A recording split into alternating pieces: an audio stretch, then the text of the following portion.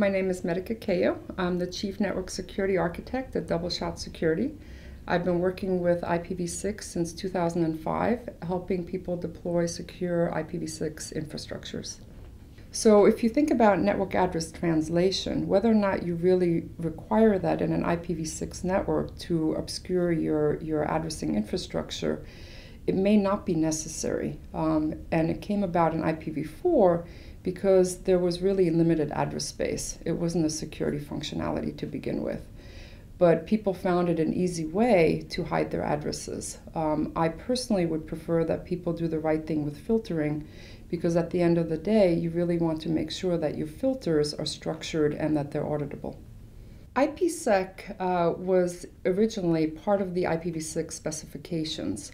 So people used to market IPv6 and say that IPv6 has security built in.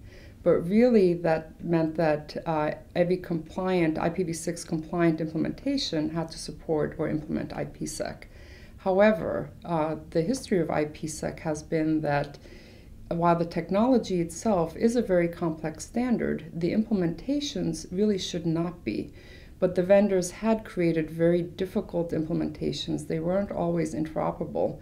So operators found that it was really too much of an issue to deploy IPSec.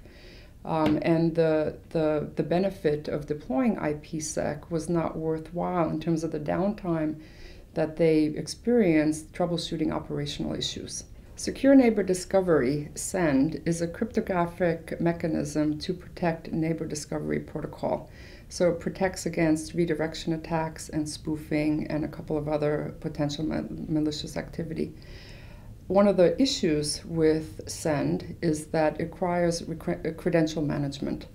And credential management is something that most environments have a very difficult time with in terms of doing it effectively. There are some SEND implementations, notably from some router vendors, but host operating systems do not have shipping implementations that I'm aware of. And I do not think that currently many deployments actually use SEND. And again, this is mostly due because of the credential management issue that people just find to be operationally difficult. The one piece of advice that I have for everybody is to really not mimic your IPv4 infrastructures, because a lot of them were created with limitations due to IPv4 address space. And the security measures that we will architect today will be in place for a very, very long time. So you want to make sure that you have the flexibility and ease of operation while also mitigating most risks in your environment.